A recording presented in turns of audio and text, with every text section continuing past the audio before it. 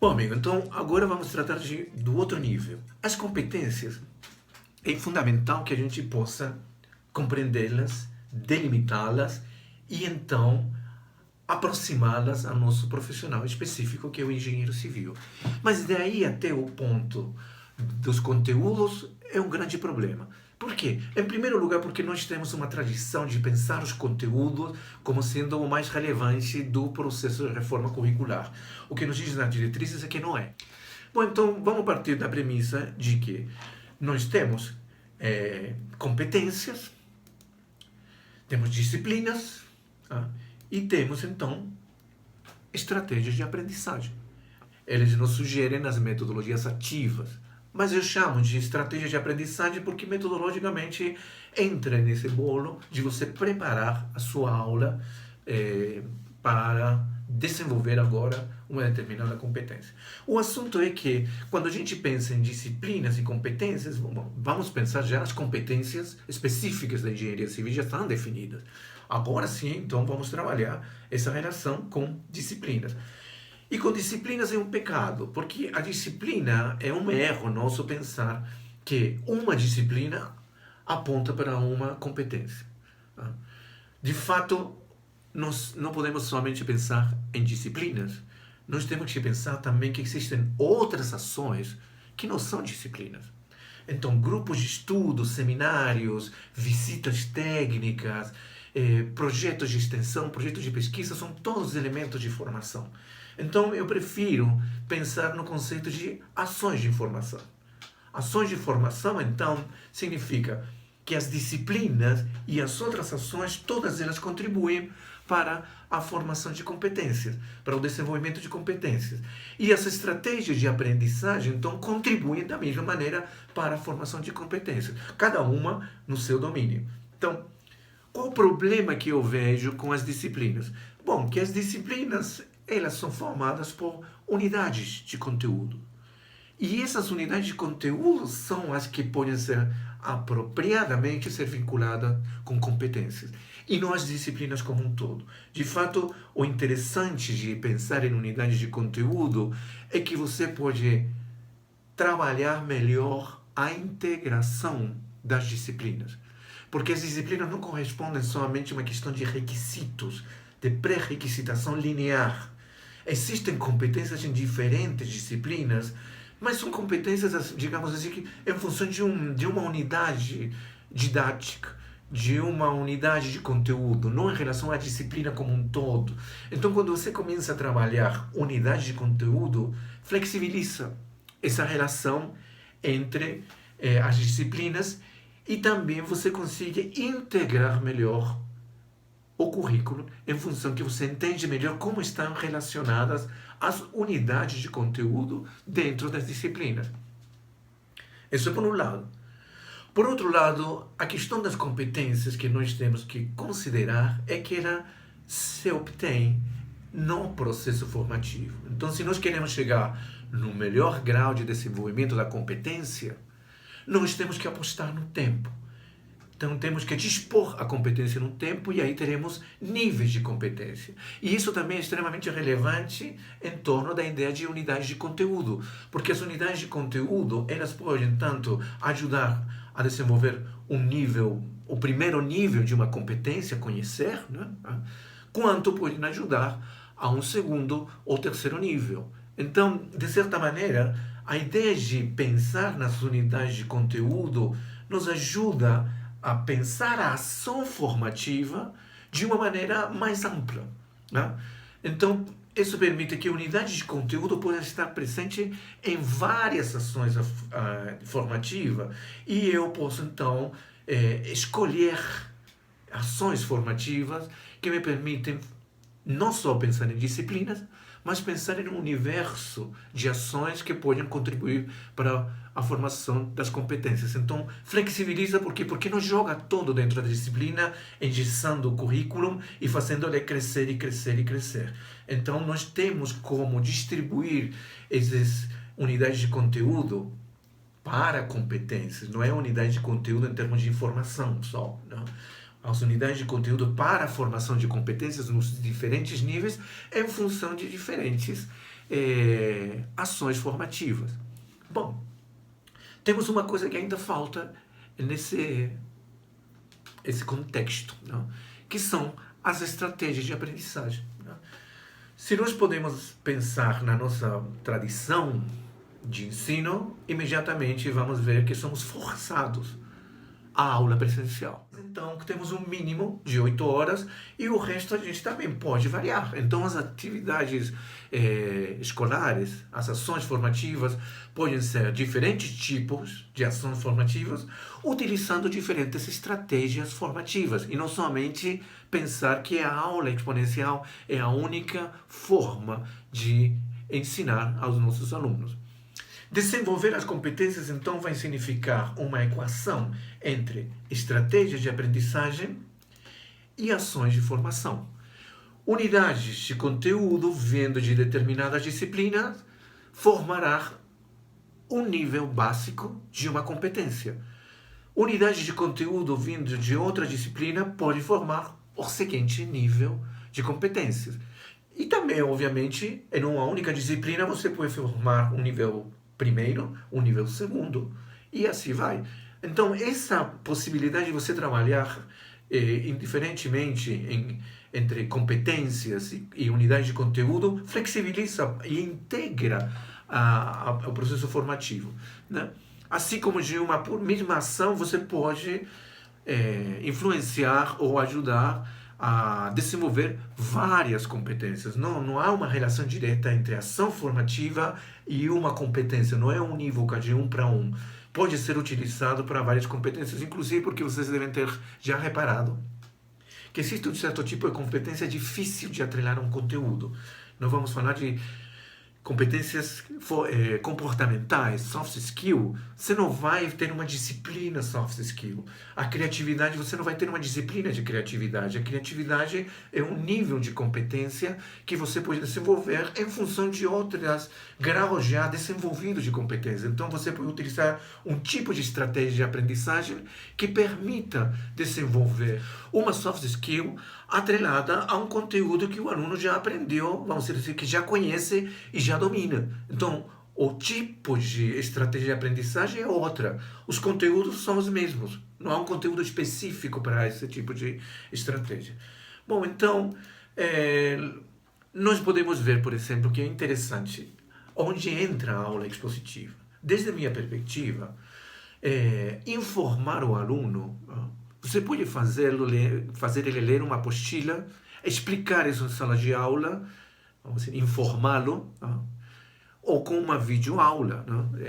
Reparem que quando a gente fala de automação do ensino, é exatamente essa ação explicativa que é passível de ser substituída por videoaulas ou material de qualidade, material educacional de qualidade. Então, a aula expositiva ela tem suas limitações.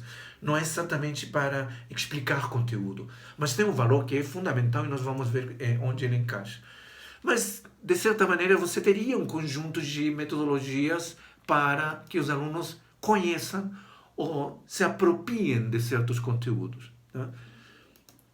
Nós vamos ver que depois existe um nível de competência, nós já falamos do saber, depois temos o saber fazer, ou seja, quando você pega a coisa e você usa para valer, já conhece como, agora você está então aplicando os conhecimentos de forma prática para você resolver as questões da competência, principalmente em competências técnicas. Nós aplicamos isso, né? Sabemos, temos um conjunto de informações, agora nós associamos todo esse conjunto de ações através de estratégias de aprendizagem para aplicá-las em contextos definidos, problemáticas definidas da área da engenharia, onde essa competência vai vir a ser desenvolvida. Então, aí sabemos que as competências podem ser desenvolvidas muito bem com metodologias ativas, orientado a problemas, orientado a pesquisa, a própria ideia do laboratório, a pedagogia da autoria, os jogos computacionais, são todos um conjunto metodológico que nos permite ajudar o aluno a desenvolver a competência prática, o saber fazer. Né? E olha só, O saber ser e conviver já é colocado como um terceiro nível, é quando você já tem domínio da competência e agora você então consegue associar tudo isso com os valores, o pensamento, o espírito da coisa, não? Os comportamentos associados a essa competência, os comportamentos profissionais, éticos, morais, de convívio que você tem que desenvolver. Então, uma aula expositiva explica a ética não é bem assim. Talvez você poderia, através de uma aula expositiva, sensibilizar eticamente um aluno, se levando ele a desenvolver um conjunto valórico que, obviamente, é possível de fazer sim no diálogo, mas certamente existem outras iniciativas que também são interessantes. Palestras, por exemplo, ou atividades colaborativas onde os estudantes estão aprendendo a conviver. E repare o seguinte, não é necessário que isso seja em função de uma atividade específica, isso pode estar atrelado a um conteúdo básico ou estar atrelado a uma atividade formativa, uma ação formativa específica para atividades em grupo. Lembremos que existem as empresas júnior, os grupos de estudo, onde você desenvolve a autonomia nos estudantes, onde você desenvolve a crítica nos estudantes. Então, esse outro conjunto de atividades ou ações formativas, elas têm outro direcionamento e não necessariamente uma videoaula, por exemplo. Então, são diferentes níveis de competências e, bom, diferentes estratégias formativas e, bom, diferentes conteúdos que podem ser associados. Então, no final, quando você pensa como os estudantes podem chegar a um nível desenvolvido, o maior nível de desenvolvimento de competência, que para mim é o ensinar, não é o ensinar engenharia, é quando o estudante ele tem a capacidade de liderar, de conduzir, de ensinar nesse sentido, de se colocar na frente dos seus pares e influenciá-los. Então, ele tem uma condição de liderança, mas também uma condição moral de poder levar os estudantes, seus pares, para patamares de maior compreensão ou maior desenvolvimento de competências, porque eles têm essa autoridade que foi desenvolvida como o último nível, vamos dizer assim, onde já as atitudes e os valores já estão apropriados, onde já se tem a competência prática de uma determinada matéria, um determinado assunto, e onde se conhece, se tem todas as informações para isso. Então, eu acho que as atividades de auto-organização dos estudantes, quando eles mesmos se propõem a fazer coisas, nós, então, podemos considerar que nesse espaço os estudantes estão criando seus próprios valores, estão liderando e conduzindo e estabelecendo relações sociais de liderança e autoridade em seus pares. As atividades representativas nesse sentido são extremamente importantes. É no DA, no CEAT, onde eles começam a visualizar essas coisas de uma maneira melhor. Da mesma maneira, a empresa júnior e outras agrupações estudantis também servem para isso. E aí nós temos também o que fazer. Nós não simplesmente podemos pensar de que a auto-organização deles é suficiente. É um vetor importante, mas a gente também tem que estar atento a quais são os valores que estão se formando dentro dessas organizações. Porque o fato de que pensar que elas vão desenvolver a competitividade, por exemplo, quando a gente fala de esses grupos que se reúnem a desenvolver carros, foguetes, aviões, navios, eles se tornam competitivos porque fazem competições entre eles. Nós temos que entender se esse é um valor que deveríamos ajudar a formar, porque a cooperação é um valor que se contrapõe um pouco à competição. E aí vem uma questão que eu gostaria de encerrar, então, essa ideia de pensar nas suas unidades de conteúdo como parte de uma estratégia de aprendizagem que se volta para níveis diferentes de formação de competências, das mais variadas competências que nós precisamos para desenvolver um perfil caracterizado por várias qualidades ou propriedades e que visa um profissional para atuar naqueles 3 grandes campos de atuação. A questão do currículo, aqui vai. A questão do currículo é um tremendo problema também a ser enfrentado por nós educadores.